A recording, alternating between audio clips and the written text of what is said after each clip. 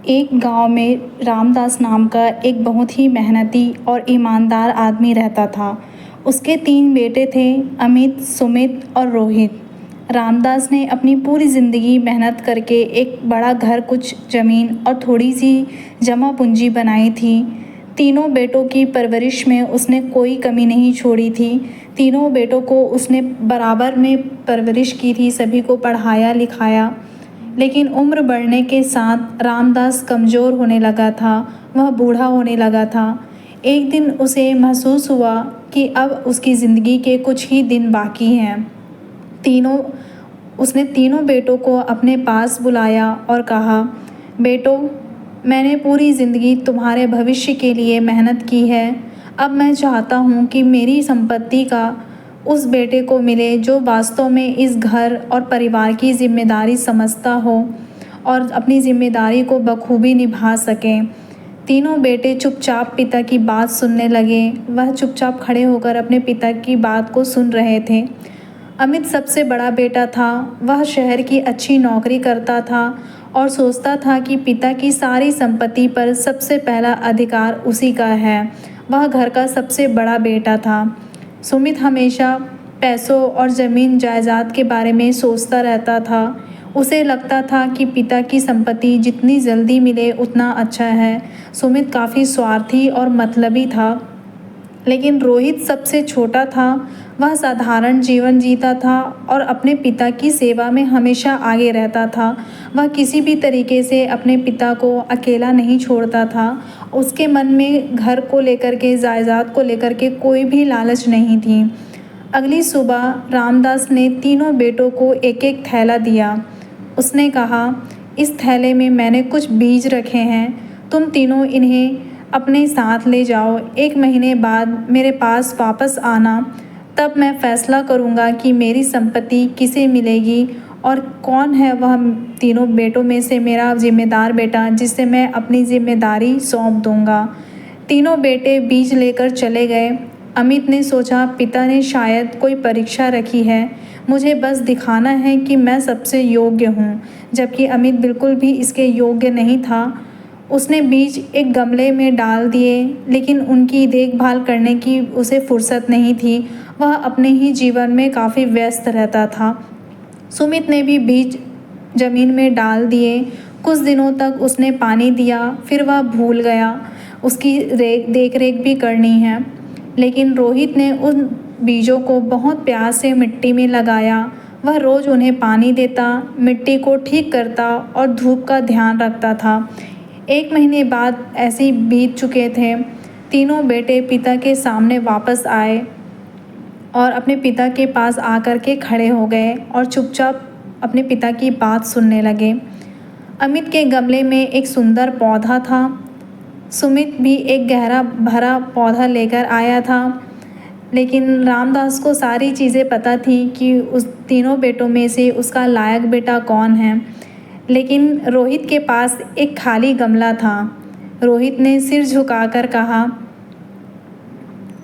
पिताजी, मैंने बहुत कोशिश की, लेकिन इन बीजों से पौधा नहीं निकला।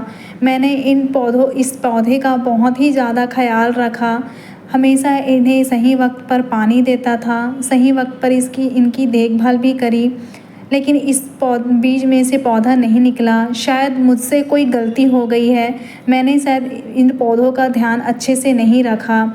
अमित और सुमित मन ही मन खुश हो रहे थे। वह मन ही मन सोच रहे थे कि हमने बहुत अच्छा ख्याल रखा है अपने पौधों का। उन्हें लगा कि अब संपत्ति उन्हें ही मिलेगी, उनके पिता यह जायदाद और ज़मीन उनको ही देंगे। रामदास ने दोनों बड़े बेटों के पौधे देखे और फिर रोहित के खाली गमले को देखा। वह मुस्कुराया, फिर उसने कहा, मेरे बेटों, आज मुझे अपना असली वारिस मिल गया है। रामदास ने अपने बच्चों से कहा, आज मुझे अपना असली वारिस मिल चुका है। अमित और सुमित हैरान रह गए। रामदास ने कहा, मैंने तुम्हें जो बीज दिए थे वे उबले हुए बीज थे, उनसे कभी पौधा उग नहीं सकता था, वह बिल्कुल व्यर्थ थे। उन बीजों में से आप चाहे जितना भी प्रयास करते, लेकिन पौधा कभी भी उग नहीं पाता। कमरे में सन्नाटा छा गया था। रामदास ने आगे कहा, अमित, और सुमित, तुम दोनों मेरे सामने एक झूठा पौधा लेकर आए।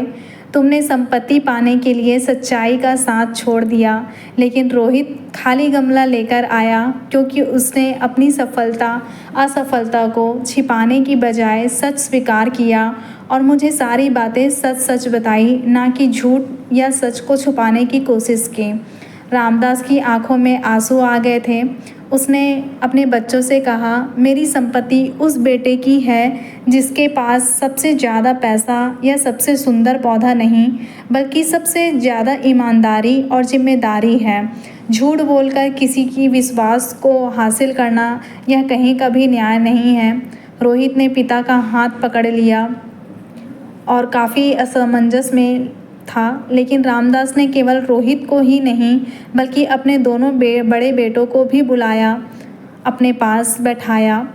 उसने कहा, रामदास ने अपने बच्चों से कहा कि याद रखना बेटो, संपत्ति बांटने से परिवार बड़ा नहीं होता।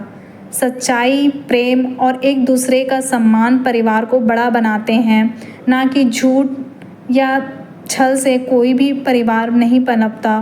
उस दिन तीनों भाइयों ने अपनी गलती समझी। अमित और सुमित ने रोहित से माफ़ी भी मांगी। उनको अपनी गलती का पछतावा था। उनको समझ आ चुका था कि वे काफ़ी स्वार्थी हैं और सिर्फ अपने बारे में ही सोच रहे हैं।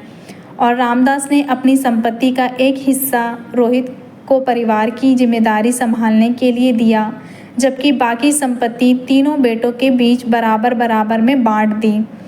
वह पिता थे, वह तीनों बच्चों में नाइंसाफ़ी या भेदभाव नहीं कर सकते थे। रामदास ने कहा, मैं तुम्हें संपत्ति से ज़्यादा एक सीख देकर जा रहा हूँ।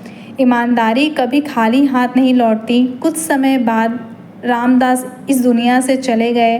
वह काफ़ी बूढ़े हो चुके थे और काफ़ी बीमार भी थे, लेकिन उसके तीनों बेटों ने उसकी आखिरी सीख को हमेशा अपने दिल में रखा और हमेशा उसको अपनी यादों में बसाए रखे थे।